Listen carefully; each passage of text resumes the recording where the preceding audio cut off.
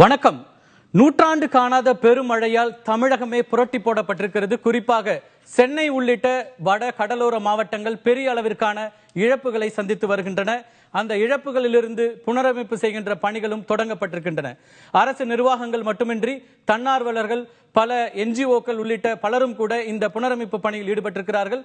அரசியல் கட்சிகளும் கூட இந்த புனரமைப்பு பணியில் வேகமாக செயல்பட்டுக் கொண்டிருக்கின்றன. பெரு வெள்ளத்தால் குடிசை பகுதி மக்கள் மட்டுமல்ல, சிறு குறு நிறுவனங்கள், அதில் பணியாற்றுகின்ற தொழிலாளர்கள், அதே போல குறைந்த வருவாய், நடுத்தர வருவாய் உள்ள மக்கள் என பல மக்களும் கூட பெருவெள்ளத்தால் அவர்களுடைய வாழ்வாதாரத்தை இழந்திருக்கிறார்கள். நூற்றுக்கணக்கான உயிர்களை பலிவாங்கி இருக்கிறது இந்த பெருவெள்ளம். அதே போல லட்சக்கணக்கான குடும்பங்களுடைய வாழ்வாதாரங்கள் தொலைக்கப்பட்டிருக்கின்றன. ஜனநாயகத்தில் முக்கிய அங்கம் வகிக்கின்றதாக இருக்கிறது இந்த அரசியல் கட்சிகள் தான். அவர்கள் தான் முக்கியமான கொள்கை முடிவுகளை எடுக்கக்கூடிய இடத்திலும் கூட இருக்கிறார்கள். இது போன்றது ஒரு பேரிடர்ல நமது மாநிலம் சந்தித்து வருகின்ற பிரச்சனைகள், இழப்புகள், அதற்கான காரணங்கள், அதிலிருந்து வெளிவருவதற்கான, மீண்டு வருவதற்கான தீர்வுகள் குறித்தெல்லாம் பேசுவதற்காக இன்று இந்த வட்ட மேசையை கூட்டியிருக்கின்றோம். இந்த மேசையில் பல்வேறு கட்சிகளை சார்ந்த அரசியல் கட்சிகளுடைய பிரமுகர்கள், அவர்களுடைய பிரதிநிதிகள் நம்மோடு இணைகிறார்கள். அரசியல் கடந்து, தனி மனித விமர்சனங்களை கடந்து ஆக்கப்பூர்வமான விவாதமாக அமைய வேண்டிய ஒரு தேவையான நேரத்தில் நாம் இங்கே கூடியிருக்கின்றோம். வெள்ள சேதம் குறித்த இந்த வட்டமேசை மாநாட்டில் இங்கு கூடியிருக்கின்ற அத்தனை தலைவருமே கூட தங்களுடைய அனுபவங்களை மட்டுமல்ல, இதற்கான தீர்வுகளையும் முன்வைக்க இருக்கிறாங்க.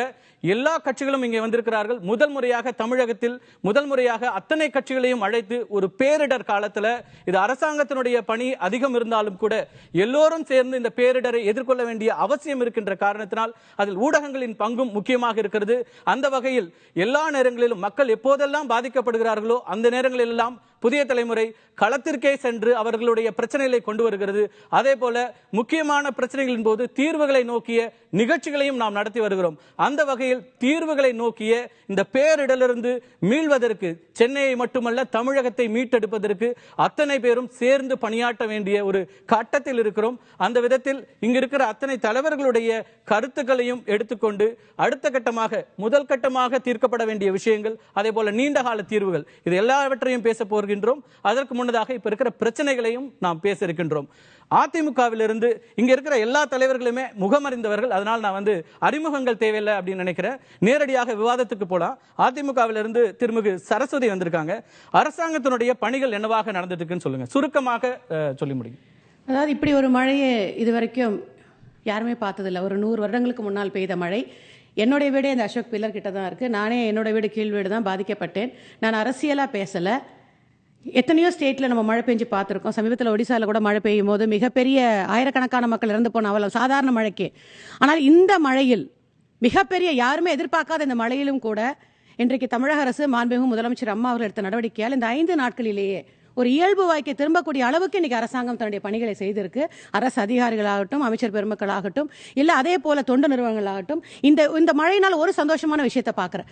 ஜாதி மதத்திற்கு அப்பாற்பட்டு அனைத்து தரப்பினரும் ஒன்று சேர்ந்து, அது இஸ்லாமிய மக்கள், கிறிஸ்துவ மக்கள், இந்து மக்கள்னு பாராம ஒருத்தருக்கு உதவி செஞ்சதை பார்க்கும்போது மனித நேயத்தை இந்த மழை உருவாக்கி இருக்குன்னு கூட சொல்லலாம்.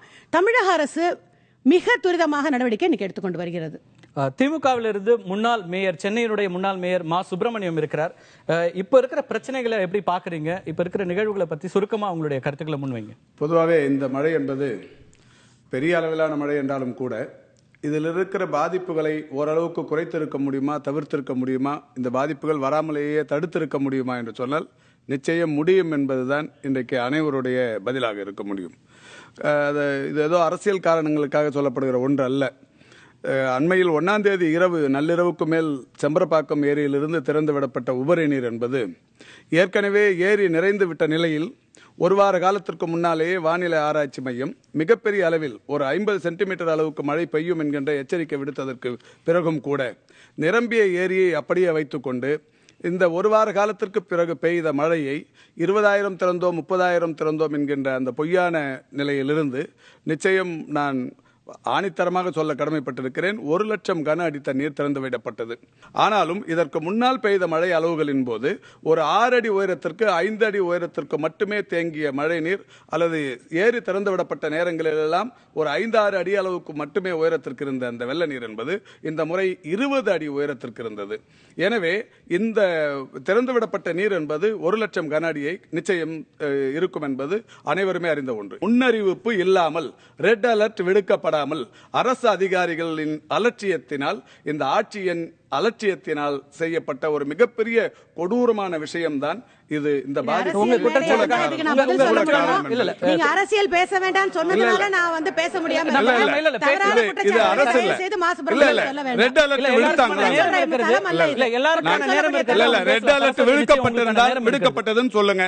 இல்ல 1ஆம் தேதி இரவு நாங்கள் எத்தனை லட்சம் பேரை பாதுகாப்பான இடங்களில் கொண்டு போய் ஒரே ஒரு செகண்ட். இது ரெட் அலர்ட் விடுக்கப்பட்டிருந்தால் இந்த ஏரியின் உபரி நீரை திறந்து விடுகிறோம், இத்தனை ஆயிரம் பேரை நாங்கள் பாதுகாப்பான இடத்தில் தங்க வைத்தோம் என்கின்ற அந்த விவரங்கள் இருந்தால் அம்மையாரை தெரிவிக்க சொல்லுங்க. குஷ்பு, நீங்க வந்து இல்ல நம்ம தொடர்ந்து வரலாம் சார். எல்லாருக்குமான நேரம் இருக்கிறது, அவங்கவுங்க நேரத்துல பேசுங்க, மறுப்புகளை சொல்லலாம், அவங்களுக்கான உரிமைகள் இருக்கிறது. நீங்க இந்த நேரத்துல, இந்த நெருக்கடியான நேரத்துல நிறைய இடங்களுக்கு போயிருக்கீங்க. இப்ப இருக்கிற பிரச்சனைகள் எப்படி இருக்குது? உங்களுடைய ஃபர்ஸ்ட் பர்சன் இன்ஃபர்மேஷனா நீங்க பார்த்த உங்களுடைய அனுபவங்களை சொல்லுங்க. 30ஆம் தேதி இரவு தான் நான் வந்து வெளிநாட்டிலிருந்து வந்தேன். 1ஆம் தேதி வந்திருந்தா நானே அந்த வெள்ளத்தில் பாதிக்கப்பட்டிருப்பேன். இது அரசியல் மேடை இல்லாது இருந்தாலும் மா சுப்பிரமணியம் அவர்கள் சொன்ன மாதிரி கண்டிப்பாக ஒரு ரெட் அலர்ட் மக்களுக்கு கொடுத்துருந்தாங்கன்னா, எப்பவுமே ஒரு செம்பரம்பாக்கம் ஒரு ரிசர்வாயர் வந்துலேருந்து தண்ணி வெளியில் ஏடுறோம்னா கண்டிப்பாக ஒரு ரெட் அலர்ட் கொடுத்துருக்கணும். இது வந்து கொடுக்கப்படலை. அது வந்து நம்ம எல்லாரும் அறிந்த விஷயம். இது கொடுத்துருந்தாங்கன்னா இந்த அளவுக்கு பாதிப்பு இருந்திருக்காது. கண்டிப்பாக வந்து அதிமுக சார்பாக சரஸ்வதி அவர்கள் கண்டிப்பாக சொல்வாங்க, ரெட் அலர்ட் கொடுத்திருந்தோம், ஒருவேளை அது கொடுக்காம நம்ம வந்து செம்பரம்பாக்கம் திறந்து வைக்கலன்னா இழுப்பு ரொம்ப அதிகமாக இருந்திருக்கும். ஆனா இந்த இப்போ இருக்கிறது கிட்டத்தட்ட 400 பேர் உயிரிழந்திருக்காங்க. இது நம்மளால பாதுகாக்க முடிஞ்சிருக்கும். எனக்கு உயிர் பலிகளை கண்டிப்பாக தவிர்த்திருக்கலாம். இது வந்து தேவையில்லாத விஷயம் ஒன்று. தொடர்ந்து பேசலாம். திரு ஞானதேசிகன், உங்களுடைய அனுபவத்திலிருந்து இப்படியான ஒரு மழை வெள்ளம், இதுல பாதிப்புகளை நீங்க எப்படி பாக்குறீங்க? இந்த நிறைய பேர் நிறைய பாதிப்புகளை ஊடகங்கள் மூலமா நாங்க சொல்லியிருக்கிறோம்.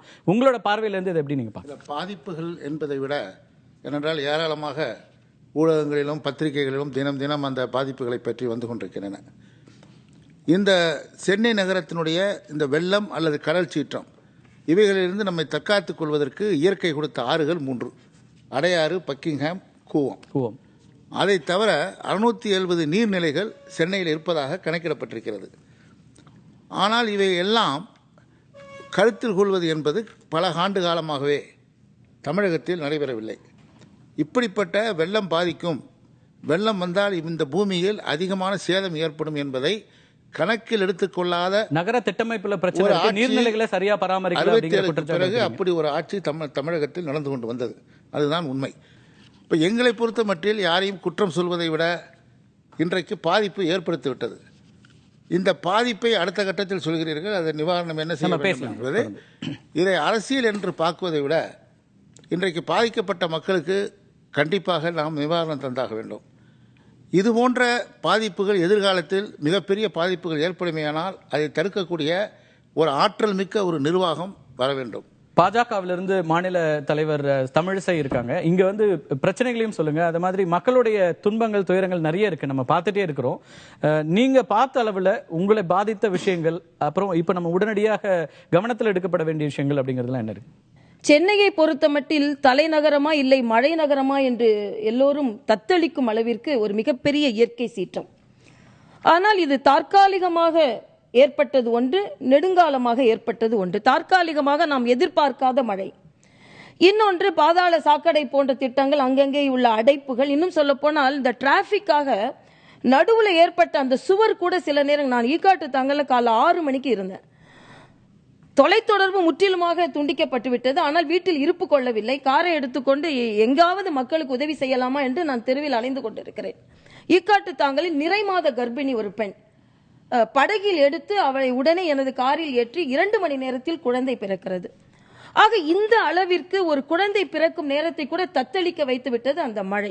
உண்ண ஏதாவது 2 கோடி 3 கோடி சொத்து வைத்திருப்பவர்கள் சாப்பிட ஏதாவது இருக்கிறதா, பசிக்கிறது என்று சொல்லும் பொழுது இங்கே இருந்து உணவு பொட்டலங்களை தூக்கி வீசி எறியும் ஒரு அபாக்கியமான சூழ்நிலை. இந்த முறை வெள்ளம் என்பது எந்த பிரிவினர் இல்ல, எல்லா பிரிவினரையும் பாதித்தது.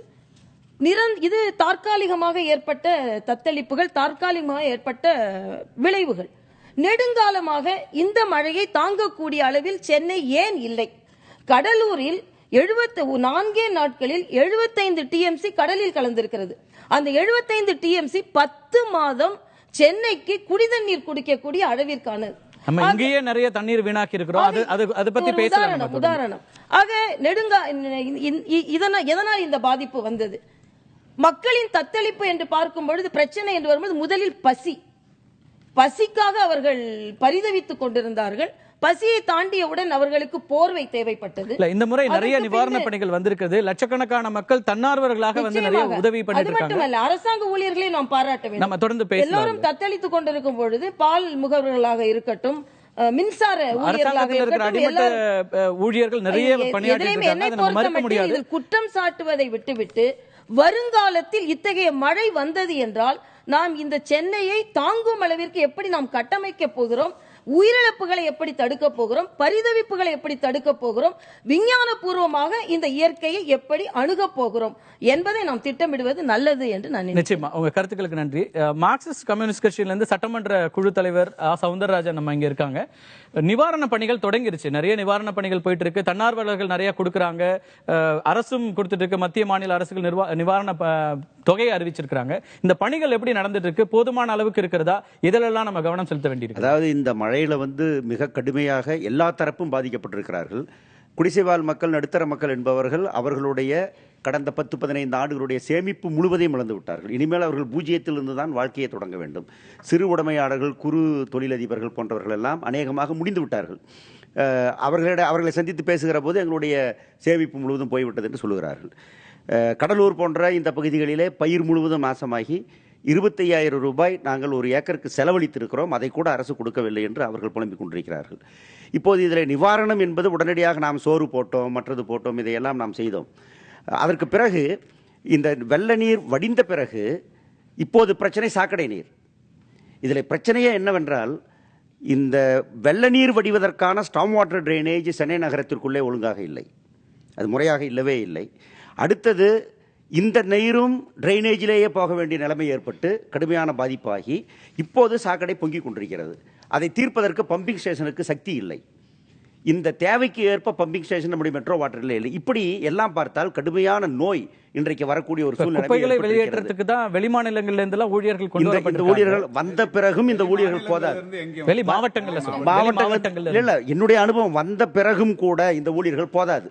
ஏற்கனவே சென்னையிலே நிவாரணப் பணி முறையாக நடைபெறவில்லை. வெள்ளம் பாதிக்கப்பட்ட போது பிரச்சனை. மற்றவர்கள் சொன்னதைப் போல மழை மட்டுமே இதற்கு காரணம் இல்லை. செம்பரம்பாக்கம் ஏரி அல்லது சோழவரம் ஏரி, பூண்டி ஏரி, புழல் ஏரி, இந்த எல்லா ஏரியும் திறக்கிற போது உரிய எச்சரிக்கை இல்லை என்பது ஒன்று. அங்கிருந்த அந்த நிர்வாகங்கள் நீர் மேலாண்மை முறையாக செய்யவில்லை. இதை திறந்து விட்டால் என்ன ஆகும் என்பதை பற்றி அவர்கள் 75 வெள்ளம் வந்தது, BNC மில்லே மூழ்கிய வெள்ளம். அப்போது கூட இந்த அளவுக்கு ஊருக்கு பாதிப்பில்லை. ஆகவே இப்போது ஏன் அது ஏற்பட்டது என்பதை நாம் பார்த்தாக வேண்டும். இப்போது எந்த அரசையும் நான் குறை சொல்வதற்காக சொல்லவில்லை. எங்கே குறை, எங்கே குற்றம், எங்கே தவறு, அடுத்த முறை வராமல் இருப்புக்கு என்ன செய்வது என்பதை அரசு எந்திரத்தில் ஏற்பட்டிருக்கிற அந்த பழுதை சீர் பண்ணுவதற்கான ஒரு விசாரணை உடனடியாக நான் நடத்தியாக வேண்டும். 1 லட்சமா, 80,000, 30,000, 40,000, நானோ அவரோ சொல்லி ஆகப் போவதில்லை. இதை கண்டுபிடிக்கிறது பெரிய கஷ்டம் இல்லை. ஆகவே மீண்டும் வராமல் இருப்பதற்கு செய்ய வேண்டிய அது இருக்கிறது. இப்போது இருக்கிற நிவாரண பணிகள் என்பது கடலூர் போன்ற இடங்களிலே, விவசாயிகள் சம்பந்தப்பட்ட இடங்களிலே, சென்னை நகரத்திலே இருக்கிற குடிசைவாழ் மக்கள் போன்ற இடங்களிலே போதுமானது அல்ல என்பது என்னுடைய கருத்து. இதை பல மடங்கு வேகப்படுத்த வேண்டும். தன்னார்வ தொண்டு நிறுவனங்களும் மற்றவர்களும் ஏராளமாக செய்திருக்கிறார்கள், மிக போற்றத்தக்க அளவிலே அவர்கள் செய்திருக்கிறார்கள். அரசு இதையெல்லாம் ஒருங்கிணைக்கவில்லை என்கிற ஒரு வருத்தம் எனக்கு இருக்கிறது. தொடர்ந்து ஒருங்கிணைப்பதற்கு செய்திருந்தால் கிடைக்காத பலர் இப்போதும் இருக்கிறார்கள் என்கிற அந்த குறையை போக்கி இருக்க முடியும். பரவலாக பலருக்கும் போயிருக்க வாய்ப்பு இருந்தது. நிவாரணங்கள் அதிகமாக வருகின்றன, போய் போய் சேர வேண்டியவர்களுக்கான இது போன்ற கூட்டத்தை கொடுப்பவர்களுக்கும் அரசே தேவைப்படுவதற்கான நடத்தி இணைப்புங்கிறது தேவை. இது போன்ற கூட்டத்தை அரசே நடத்தி இருந்தால் இன்னும் சற்று நன்றாக இருந்திருக்கும் என்பது என்னுடைய கருத்து. நன்றி. பாமகவிலிருந்து அதனுடைய தலைவர் ஜி.கே. மணி இங்க இருக்கீங்க. இங்க சென்னை மட்டுமல்ல, கடலூர், நாகை உள்ளிட்ட அந்த டெல்டா மாவட்டங்கள் என பல பாதிப்புகள் இருக்கிறது. நிவாரண தொகையும் அரசாங்கம் அறிவித்திருக்கிறது. நிவாரணங்கள் எந்த அளவில் நடக்கின்றன, உங்களோட பார்வை என்னவா இருக்கு? நாங்கள் தமிழ்நாடு முழு சென்னையிலையும் கடலூர் போன்ற மாவட்டங்கள்லாம் போய் பார்த்தோம். அந்த பார்த்த அனுபவத்தில் மக்கள் பதறுகிற காட்சி நம்முடைய நெஞ்சத்தை எல்லாம் நிலைகுலை வைத்திருக்கிறது. இப்போ சென்னையில் ஒரு பக்கம் குடிசை வீடுகள்லாம் போயிடுச்சு, ஓட்டு வீடுகள்லாம் போயிடுச்சு. சென்னை நகர்லையும் புறநகர்லையும் காங்கிரீட் வீடுகளில் இன்னும் தண்ணி தேங்கி நிற்குது. இந்த அவலநிலை சென்னையில். கடலூரில் குடிசை வீடுகள், விவசாய நிலத்தில் இருந்த வீடுகள் இன்னும் தண்ணியில் மறந்துக்கிட்டு இருக்கு. நேற்று பார்த்தோம், கடலூர்லேருந்து 27 கிலோமீட்டர் வரைக்கும் தண்ணி அப்படியே தேங்கி நிற்குது. ஒன்று வயல் பயிரெலாம் மூழ்கிடுச்சு, தண்ணி வரப்பெல்லாம் அடிச்சிட்டு போயிடுச்சு. நாளை விவசாயி போய் என் நிலம் எங்கே இருக்குது, அளவு என்னன்னு அவனுக்கு தெரியாது. அந்தளவுக்கு தான் இன்றைக்கி விவசாயினுடைய நிலைமை ரொம்ப படு மோசமாக போயிட்டு இருக்குது. பெரு வெள்ளத்தால் பாதிக்கப்பட்ட தமிழகத்தை மீட்டெடுக்கும் முயற்சியில் பலரும் களமிறங்கி இருக்கிறார்கள். அந்த வகையில் அதற்கான தீர்வுகளை நோக்கி ஒரு விவாதத்தை நடத்தி கொண்டிருக்கின்றோம். இந்த விவாதம் ஒரு சிறிய இடைவேளைக்கு பிறகு தொடரும்.